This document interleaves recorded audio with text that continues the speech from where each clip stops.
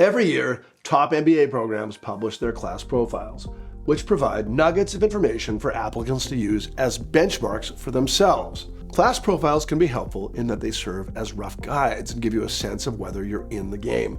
But they can also be detrimental in that they can give some applicants anxiety if they don't measure up in a certain area. Before we delve in, remember, it's easy to look at an average or median and see a floor, but a 740 classic GMAT median at HBS doesn't mean you must have a 740 or higher. HBS can't let in a class that's entirely above its median. That's impossible. And here's one more. HBS doesn't let in stats, it lets in people. You can have fantastic numbers and not get in. You can have challenging numbers and find your way in at times. I'm not saying you can have tough numbers and that you will get in. I'm saying that at times, some applicants are more than their numbers. Let's take a deeper dive into the stats of HBS admits. As of recording this video, HBS's average GPA is a 3.69 based on programs that rely on a 4.0 GPA system. HBS does not publish a range of its GPAs. So what if you have a 3.6? No big deal. What about a 3.5 or 3.4? Sure, there'll be many applicants with these GPAs who get in. What about a 3.9? I have a 3.9. I get in, right?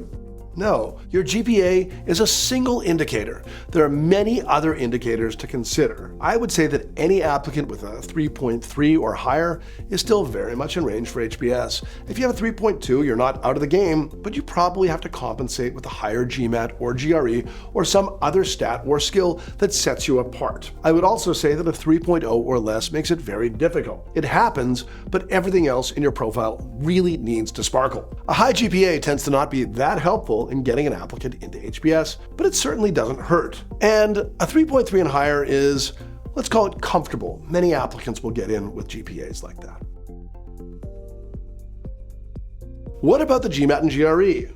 What score do you need? Let's start with the GMAT Classic because in 2024, when HBS reported its class profile for the graduating class of 2026, HBS only reported an old GMAT average. HBS's median classic GMAT score is a 740 with a 49 quant score and a 42 verbal score. You can't even take that test anymore, but people who have those scores may have taken the test in the past. In new GMAT focus terms, just to be clear, using the conversion table provided by GMAC to convert an old GMAT score to new GMAT score terms, the median GMAT focus is a 685, and the median of new raw scores isn't published yet by HBS. So, 740 old GMAT or 685 GMAT focus, that's it? That's my target?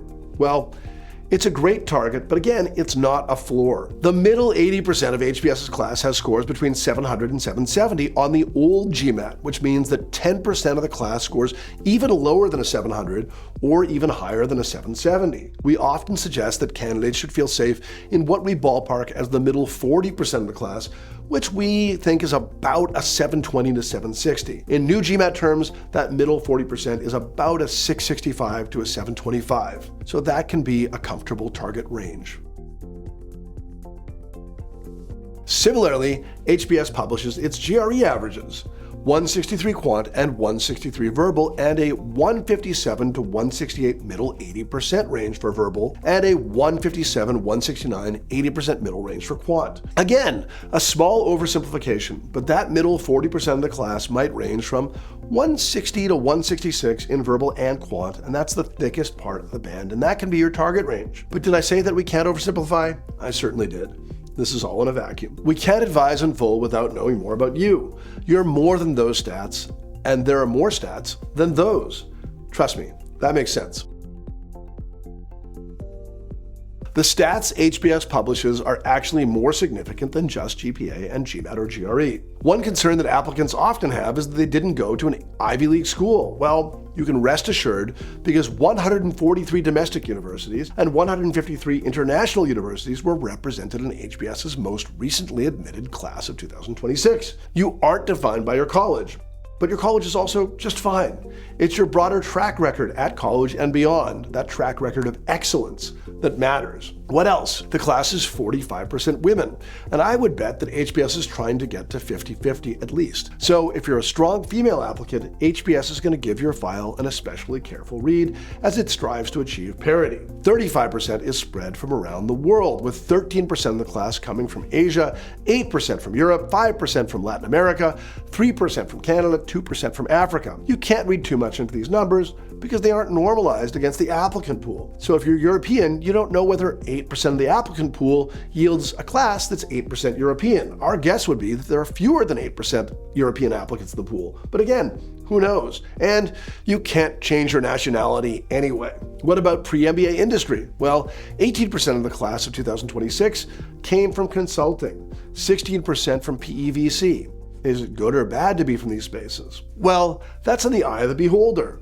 Yes, these industries are known feeders for HBS, but they're therefore also quite competitive pools. It's also probably not feasible at this point for you to switch to a feeder industry anyway. Instead, remember that HBS's goal is to build a diverse class of applicants from a range of industries, and therefore you should focus on your strengths rather than jumping to an industry you think HBS wants. So this is my way of saying that there are limits on what you can do with the professional data that's published. Similarly, there are limits on what you can learn from the data about race and ethnicity, and the AdComs can't legally ask you about your race anymore. We know from the class profile, which is produced after the class has been set, that 1% of the students in the class are Native American and 10% are African American. And we certainly know that the schools are trying to maintain their diversity while staying on the right side of the law. We also know that you are who you are. So if you're a minority applicant, you can find thoughtful ways to inform them without breaking the law.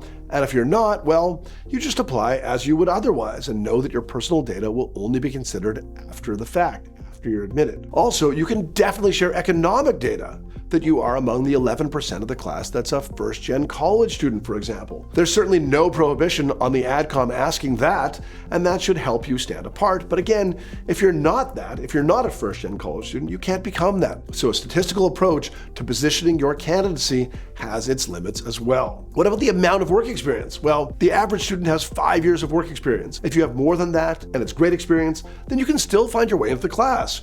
You're not too old, and the same can be said if you have less experience. If you're a standout applicant with 2 years of experience, there just might be room. The data isn't published, but our educated guess is that much of the class has 3 to 7 years of experience post-college.